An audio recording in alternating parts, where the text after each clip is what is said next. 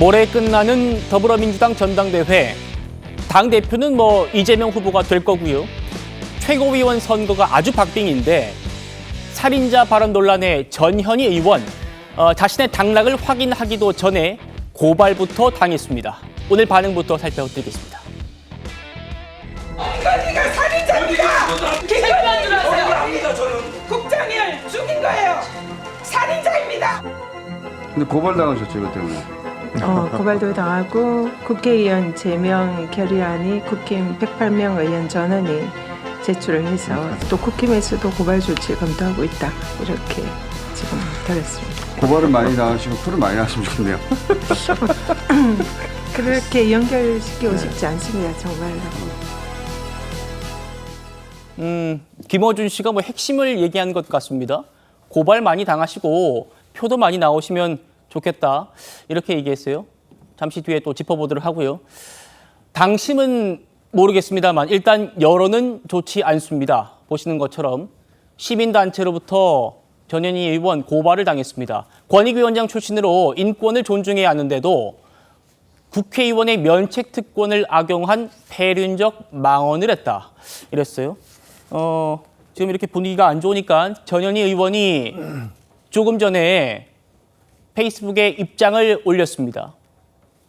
평생 욕설 한번 해본 적 없는 범생이로 살아왔다. 모범생이었다는 거예요. 하루아침에 왜 격한 발언의 당사자가 되었을까? 당직한 부하 직원의 믿기지 않는 죽음에 상관이던 제가 할 수 있는 게 무엇이었을까? 안타까운 희생에 나서야 하는 것은 운명이었다. 이렇게 얘기했습니다. 김종혁 최고위원님부터 좀 여쭤보겠습니다. 나는 욕 한 번 안 해본 범생이었는데 내가 이렇게까지 나선 거는 어쩔 수 없는 상황이었다. 전당대회는 아니다. 이런 얘기인 것 같습니다. 그게 논리적으로 이해가 되십니까? 그러니까 예를 들면 어떤 사람이 어떤 행동을 했는데 나는 원래 착한 사람이었어. 나는 원래 욕 한 번 해본 적이 없는데 근데 내가 저 사람을 때렸어.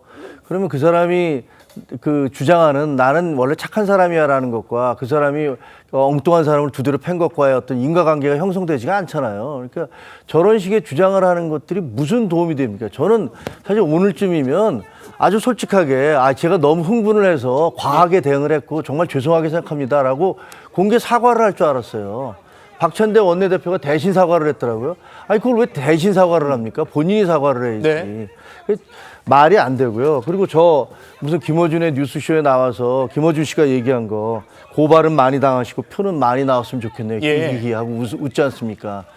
김어준 씨에 대해서 무슨 높은 품격을 기대하는 건 아니지만 그래도 아무리 그래도 그렇지 이 국가원수와 그 부인에 대해서 이런 식의 논쟁이 벌어지고 있는 걸 그렇게 희화해서 얘기하는 것들도 그 진행자로서 참 옳지 않아 보이고요. 어쨌든 저는 그 전현희 의원의 저 발언 그걸 이해하거나 받아들일 국민이 거의 몇 명이나 될지 거의 없을 거라고 생각을 합니다. 차정 교수님. 그러니까요. 방금 김어준 씨 유튜브에 전현희 의원이 나가서 한 얘기 보셨는데 마지막에 고발도 많이 당하고 표도 많이 얻으라 이렇게 말하면서 김어준 씨가 막 웃었잖아요. 거기에 대해서 전현희 의원도 살짝 미소를 보인 것 같던데 참, 이 국가 원수의 부인에 대해서 살인자라고 해놓고 이걸 지금 희화화하면서 웃는 저 모습 어떻게 보셨습니까? 국민이 뽑은 대통령이잖아요. 그렇다고 한다면 이를 지켜보는 상당수의 국민들은 상당히 부적절하다고 판단할 수밖에 없을 거라는 저는 생각을 하고 있고요. 그리고 특히 다른 자리도 아닌 그러니까 지금 이 민의를 대변하는 이 지금 민의의 전당인 국회에서 대통령 부부에 대해 부인에 대해서 그렇게 살인자라는 그런 망언에 가까운 이야기를 한 부분에 대해서는 저는 충분히 그러니까 지탄의 대상이 된다고 생각하고요. 또 본인 입장에서도 저는 사과해야 될 필요가 있다고 봅니다만 본인 입장에서는 상당히 아마 그런 생각을 했을 것 같아요. 사실 이번에 이 건의기에 부패방지국장이 본인이 건의위원장으로 있을 때 데리고 있었던 부하 직원이었고 그러니까 이 평소 그 국장의 여러 가지 성정이나 이러한 지금 공직자로서의 행태를 너무나 잘 알고 있었기 때문에 이런 부분들에 대해서 왜 이런 사람이 극단적인 선택을 했을까에 대한 그런 안타까움도 저는 분명히 있었다는 생각도 듭니다. 사실 이 전현희 의원이 사실은 이 지금 윤석열 대통령에 대해서 이 살인자라는 부분은요. 지난 14일 날 국회에서 한 이야기가 첫 이야기가 아닙니다. 맞아요. 사실은 전당대회 때도 8일 날 그러니까 지금 그 국장이 숨지고 난 뒤에 조문을 다녀오고 난 뒤에 본인 입장문을 냈어요. 거기서 뭐라고 이야기를 했냐면 윤 대통령 부부를 비호하기 위해서 청렴하고 강직한 공직자 한 명이 희생됐다고 하면서 윤석열 정권은 살인자라는 표현을 그때 썼어요. 예. 그렇기 때문에 어떻게 보면 이 사실은 이렇게 욱해서 했다기보다는 사실은 이 국장의 죽음을 바라보는 전현희 의원의 저는 생각이 아닐까 하는 생각이 들고요. 이러한 부분들에 대해서 상당히 이 지금 이 무고한 공직자가 한 명이 희생된 부분에 대해서 어떤 식으로든 이 부분에 대한 진상규명과 책임자에 대한 뭐 일종의 뭐랄까 처벌이랄까요. 이런 부분들을 아마 강조하기 위해서 본인은 그런 생각을 갖고 있었던 것 같아요. 그러니까 그럼에도 불구하고 예. 앞서 제가 말씀드린 대로 국회에서 이 이야기를 하면서 이 본인이 감정에 북박쳐서 이렇게 직설적으로 막말에 가까운 이야기를 한 부분은 저는 뭐 변명의 여지가 없다는 생각이 듭니다. 그러니까요. 이게 욱해서 한 얘기가 아니다. 그러니까 예전부터 했던 얘기인데 뭐 TPO라 그러죠.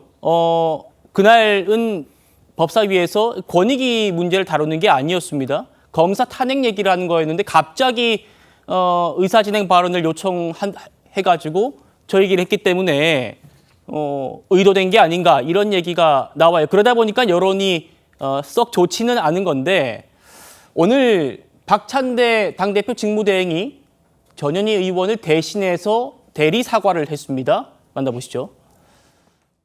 우리 국민들 보시기에 거스리고 불쾌하셨다 생각되면 참으로 유감스럽게 생각이 듭니다. 듣는 사람 입장에서는 뭐 상당히 언짢을 수 있다고 생각이 되는데 바른 정치 언어를 구사하고 국민들 수준에 맞는 이야기를 나누는 것은 국회의원한테 요구되고 있는 의무라고 생각이 되고요. 박찬대 대행이 대리 사과를 한 뒤에 대통령실에서 이런 입장을 냈습니다. 박찬대 대행이 유감 표명을 했지만 전현희 의원이 국민과 대통령 내외에 공개적으로 사과를 해야 한다. 사과하지 않는다면 박찬대 대행의 유감 표명은 거짓이다. 성친 부회장님, 본인이 직접 사과하라 이런 반응이에요? 뭐 당에서 전현희 의원에게 이걸 강요할 수는 없으니까요. 이런 분위기 속에서 전현희 의원이 좀 제 개인적인 생각입니다만 개인적인 사과를 하셨으면 좋겠다라는 말씀을 드리고, 근데 매우 부적절한 단어를 사용하셨습니다만 저는 그 준비된 발언, 뭐 의도적 발언을 했다고 보지는 않습니다. 왜냐하면 그 회의 자리에서 왜 종무위 얘기를 했냐라고 말씀을 하셨는데 그 네. 회의 법사위 회의 자리가 그 김영철 검사에 대한 탄핵 청문회 그 자리였고 김영철 검사가 김건희 여사의 수사에 대해서 봐주게 한 거 아니냐라는 그런 의혹을 받고 있는 상황이기 때문에 그런 전체적인 맥락에서 김건희 여사를 위해서는 뭔가 그 권익위도 그런 결정을 했다라는 차원에서 근데 발언을 다 듣지 못했잖아요. 네. 그렇기 때문에 그건 좀 아쉽다는 말씀드리고, 그리고 이전에도 그런 발언을 했었다. 사실 문재인 정권 때도 그때 서해 공무원 그 사건이 있었을 때 그때 문재인 정권은 뭐 살인자 정권이다 이런 얘기를 많이 했었죠. 그런 비판들을 그 당시 야당에서 많이 했었는데 근데 공식적인 자리 이렇게 국회 회의장에서 저런 단어를 사용했다는 것은 저는 매우 부적절했다고 생각합니다. 그렇기 때문에 박찬대 원내대표도 이렇게 유감 표명을 한 만큼 이런 걸 좀 일단락시키기 위해서는 지금 사실 서로 지금 송갑석 의원에 대해서 민주당에서는 또 그 제명을 신청을 했고 또 그쪽에서 지금 맞불을 놔두기 때문에 이런 상황을 좀 정리하기 위해서는 전현희 의원의 사과가 있다면은 양측에서 좀 정치적으로 이거를 좀 합의할 수 있지 않을까라는 생각 듭니다.